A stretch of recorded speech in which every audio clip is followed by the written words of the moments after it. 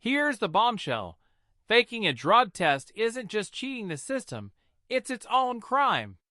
A Class B misdemeanor, 6 months in jail, and a $2,000 fine. Imagine sitting behind bars, not for drugs, but for lying about drugs. Let's roll, nerds. Come up, Mr. Terrell.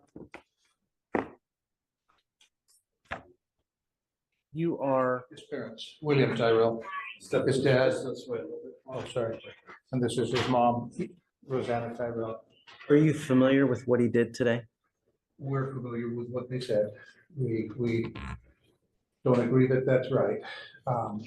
We also agree that he's being held accountable. And there it is. Bond revoked, $20,000 on the line. 1 second of courtroom silence, and everything changes. Do you think Judge Simpson made the right call here, or should Terrell have been given one last chance? Let me know below. For things that aren't really applicable in this case. I'm asking him not to use drugs or alcohol. I know. That's all I'm asking him to do. And he's constantly testing positive, and now he's taking a Whizzinator into the room. Well, it's wrong. And we don't He want. can be charged criminally for that. That's an offense in and of itself. Falsifying your drug test, it's a Class B misdemeanor. You're facing another 6 months in jail and or a $2,000 fine. What about, our concern and his concern is simple. This girl. I'm not, I know. no, we're not talking about the case. We're talking, What is the case? no, we're talking about the ability to remain clean and sober, first and foremost. We're not even talking about the case at this point. We're only talking about remaining clean and sober. He's repeatedly been unable to do that.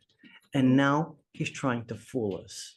Well, he has an issue that we know. May I You say know. something, Ron? Well, Okay.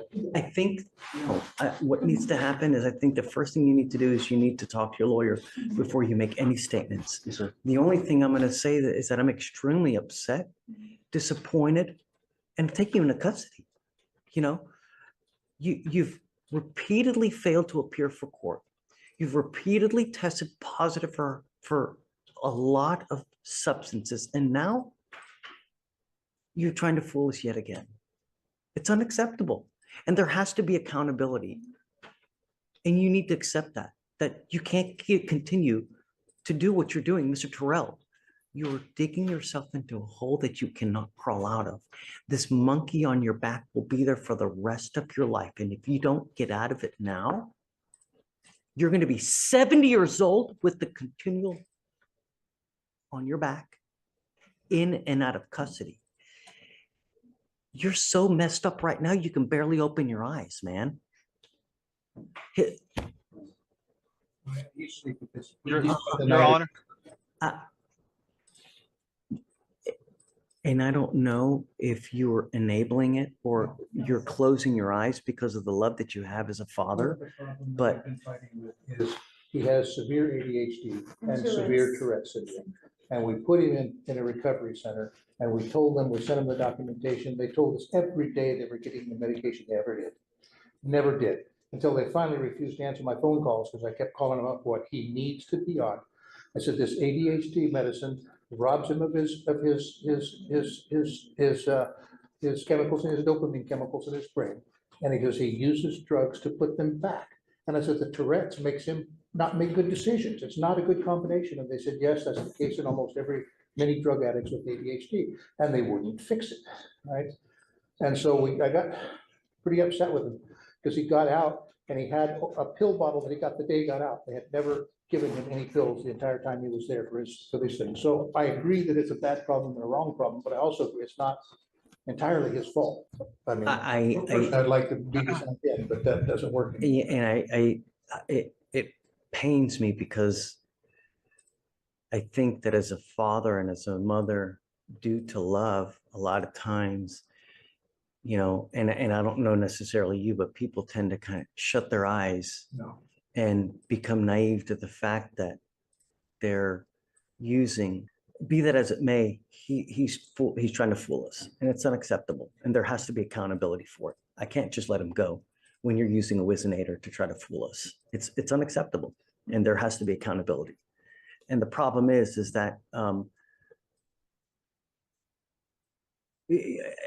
I think that what we need to do now is have him evaluated by our clinicians to see how we go forward. So what I'd like to do is, while he's in custody now, I can have it done in a very expedited manner. I can have it done within, today's what, Tuesday? We can hopefully have a report back by Friday to see, at the latest Monday, to see how we go forward. Our clinicians can talk to him, and if he's honest, figure a way to go about doing this. And I'm going to tell you now, while I have him here, I can pay everything for you, so you don't have to pay for a dime. If you're on the outside, though, I can't pay for it. We can forward you doctor's records and things like that. My only concern and the only thing I want now is our clinicians to be able to speak to him to see where we go forward. Mr. Terrell, I'm going to have you what's called TRAS to see, it's an evaluation to see where we go from here. If we get this TRAS back and it tells me that your little bunny's jumping in the woods and that there's no problems, then I know that you weren't honest, and I'm going to make you go do it right back again. And we're going to continue to do it until you're honest. But, you can lie to me, but you can't lie to yourself. You can't be like this forever. At some point, you're going to be a habitual and you're looking at 25 to life. I But forgot thank what you for it is. your patience. Thank you for your patience, but You don't have to. And I'm really, truly sorry he that did man up and come in. He wasn't going to. We had to fight with him and beg with him.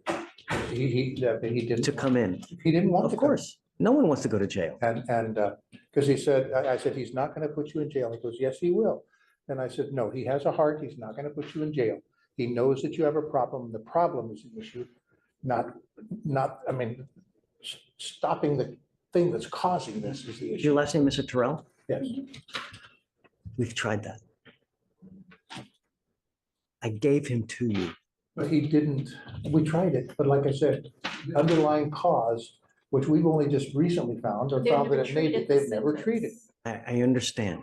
And I so here understand. he's untreated and still being treated like it's a normal case, and it's not really. I tried. I've given him back to you guys. I've asked him repeatedly to stay sober and not use, and he continues to do so. No matter how many times I give him to you, it's That's being going caused by something. to continue, and you have to realize it.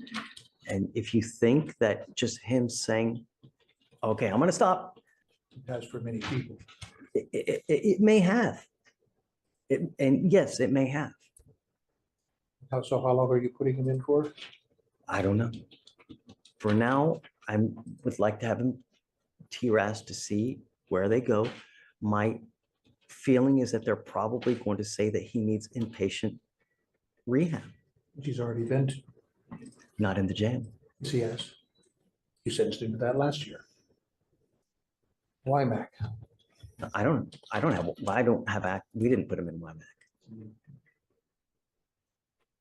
Did we do WIMAC with him?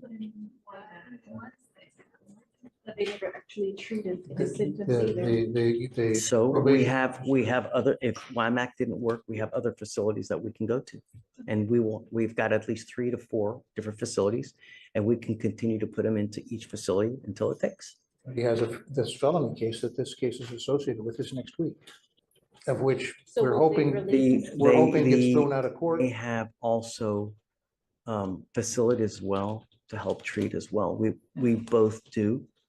And we both have facilities. They have more resources than we do because there are more serious cases up there. So they have quite a bit of more resources.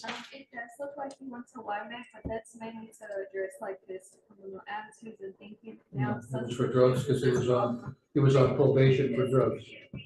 That's why he was. No. What she's saying is that the program that he went to was supposed to address like this thinking, attitudes, and things. So now we're gonna assess him now that we know that he has mental health issues and as well as substance use problems. But his So, went thank last you. time because of substance abuse. That was what it was for. No, but she's saying no. She said no, but this time Okay. it's Well, I think, Judge, they might be referring to the deferred was adjudicated based off of drug violations. He tested positive for many times for drugs. That's why his guilt was adjudicated in that case in this court. I think that may be what they're referring to. Yeah, it was because he was on probation for drug use. And they actually, yeah, put him in there, and then, you know, when he came, he couldn't even get his lawyer when he came to court.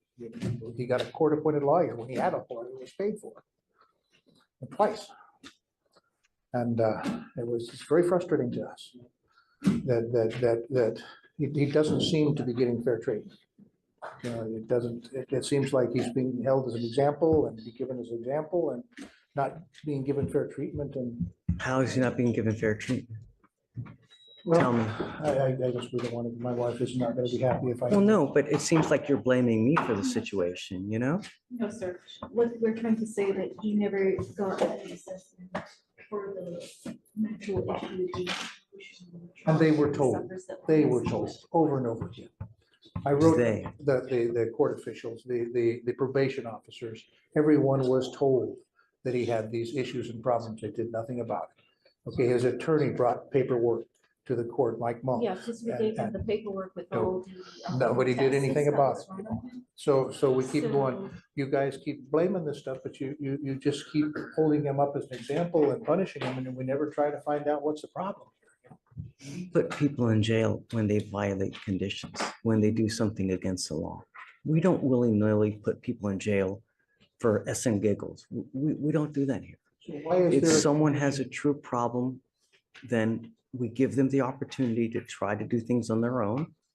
When it becomes evident that they're unable to, that's when we try to step in. I don't do this out of hate. Outside of, he, you know, we know that he has a problem, but outside of that, like he has a felony charge, they aren't giving these bond requirements. And this misdemeanor court is giving these bond requirements, when the felony court is not. So, Can't tell you what the felony court, I want to make sure that he's not using alcohol or drugs. it has nothing to do with this case. How do you know that? How do you know that he's charged with a felony assault? He's charged with interference with emergency request for assistance. How do you know that the drugs and alcohol that are using did not impact this? Because he was sound asleep. All right, and she stuck a machete through his TV. Not the She, okay, I know, we're No, not supposed I to talk mean, about it. I apologize. look. That just feels very I- wrong. I know that you see through the eyes of a loving father, and I'm not going to fault you for that. I get it. And I understand that. And I'm sorry. I really am. But I think that the best thing for him now is in a facility that he doesn't have access to drugs or alcohol. And I'm trying to do my best. Let's roll, nerds. That's literally how Judge Simpson opens court.